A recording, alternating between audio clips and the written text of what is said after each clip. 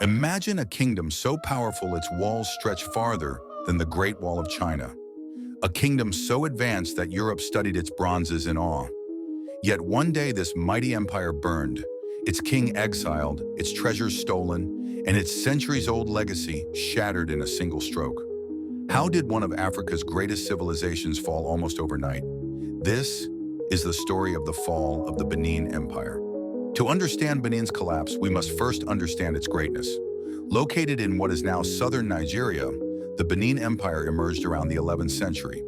Over time, it grew into one of West Africa's most organized and artistically gifted kingdoms.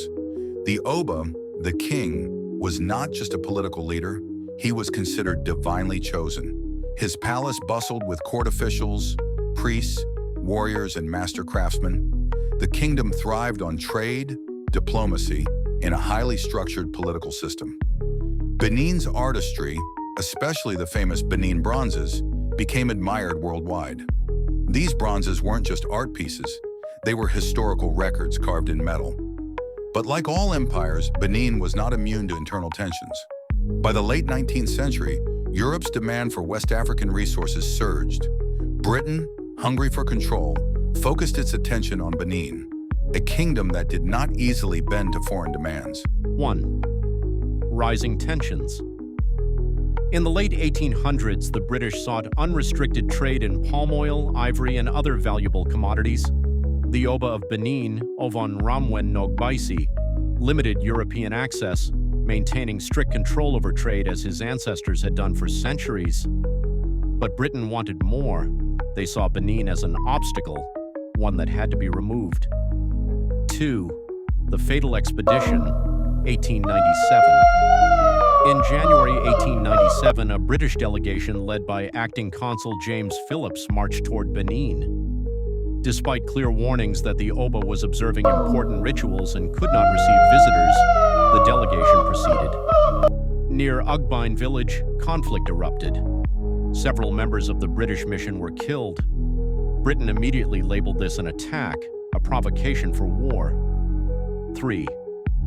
The Punitive Expedition. Within weeks, Britain assembled a powerful force, hundreds of soldiers, machine guns, Maxim guns, naval support. Benin had none of these modern weapons. The British invasion was swift and devastating. They burned towns, seized artworks, and pushed toward the capital. 4. The fall of Benin City. On February 18, 1897, British forces entered Benin City. What followed was destruction on an unimaginable scale. The royal palace was set ablaze, sacred sites were destroyed, thousands of bronzes and artifacts were looted, citizens fled into forests. The Oba escaped but was later captured. Benin, once a symbol of African strength and sophistication, collapsed under the weight of empire and modern warfare. 5.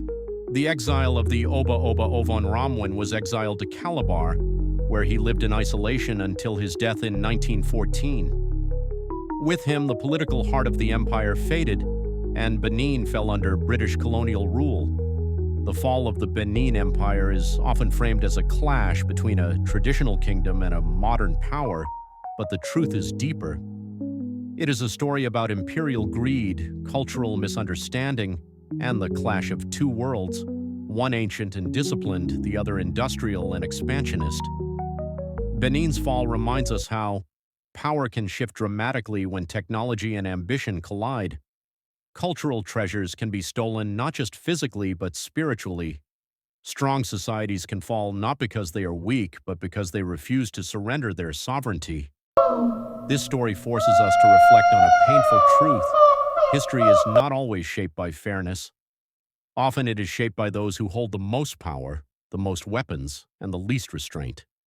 Today, many of the stolen Benin bronzes sit in museums around the world, silent witnesses to a kingdom that once stood unparalleled in artistry and governance.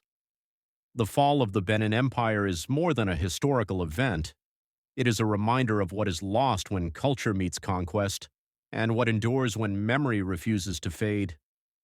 The bronze may tarnish, the walls may crumble, but the legacy of Benin, its resilience, brilliance, and dignity, continues to echo across centuries. Thank you for watching. If you want more stories like this, consider subscribing for deeper journeys into history's untold chapters.